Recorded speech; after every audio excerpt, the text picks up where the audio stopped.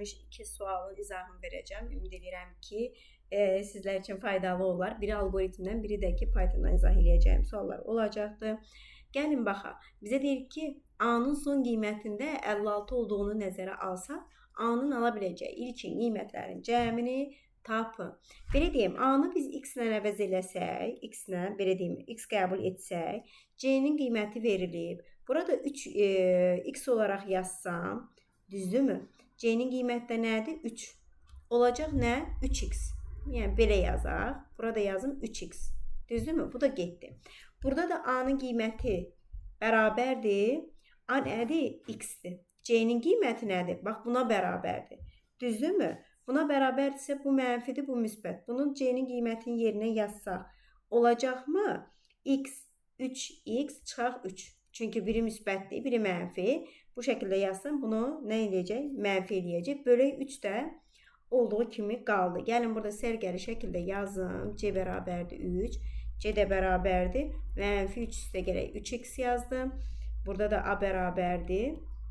X, 3x çıxaq 3. Düzdürmü? Gəlib, aparıb burada.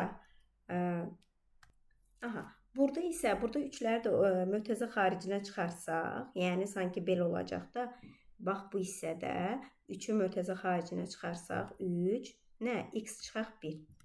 Düzdürmü? Burada da x-im var axı, x vurulsun. Bölünsün 3. Düzdür? Burada da bu 3 nə? Bu 3 yerdə ixtisar gedəcəkmi? Yerdə qalacaq nə? A bərabərdir, x, x çıxaq 1. Nəticə olaraq da 56'ya bərabər deyil. Aysal. Bunu da vurub atsaq nəyə bərabər olacaq? X kvadratı çıxaq, x çıxaq 56 bərabərdir 0'a. Düzdürmü? Burada da Viyo teoreminə görə x-i 1'i 8, x-i 2'ni mənfi 7 alarıq. Bizə də şərtdə nə soruşur? A-nın ala biləcəyi ilkin qiymətlərin cəmini tapın. O da ki, A dəyişəni, belə deyim ki, bu qiymətləri ala bilər. O da ki, 8 üstə gələk mənfi 7. O da bərabərdir nəyə? Müsbət 1. Doğru cavabımız 1 olacaq. İndi gəlin. Burada bir 70-ci sualı izah eləyəcəm sizə. 70-ci sualı. 70-ci sualda uşaqlar bu STR, STR deyil, mən fikrimdə bunu tutmamışdım. Əslində bu 73'ü. STR çünki qarışdırırlar. Belə deyim ki, ona görə də sırf bu STR algoritmaya sual çəkdim. Burada STR nədir? Yəni dırnağın içində, məsəl üçün, ədəd yazılırsa, bu bunu string kimi qəbul edir, mətin kimi qəbul edir və onu hesablama apara bilmir. İndi bizdə ilkin olaraq qiyməti nədir? 10 mənimsədilib, düzdürmü?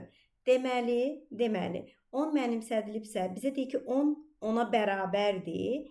Bəli, onda y-in qiyməti nədir? 20 qiyməti, düzdürmü? Gələcək burada z dəyişəndə x nədir? 10, y nədir? 20, düzdür?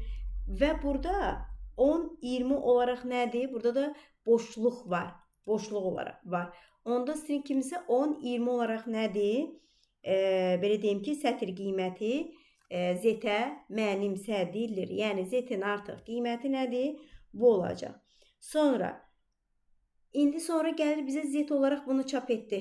Düzdür? 10, 20. Onsuz variantların hər birində o var. Bir dənə D variantın çıxa bilərik. Sonra bizə nədir? Y bərabərdir. Y bərabərdir.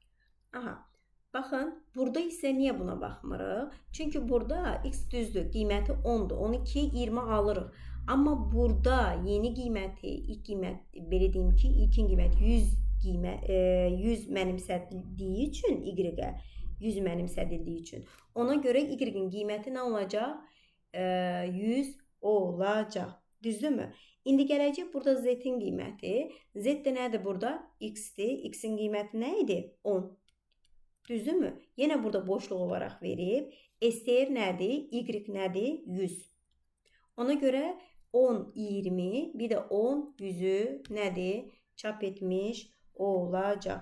Burada da belə deyim ki, doğru cavabımız, yenə deyirəm, 10, 20, 10, 100 olan A variantı D. Belə deyim, STR nə oldu? Mətin kimi qəbul edir.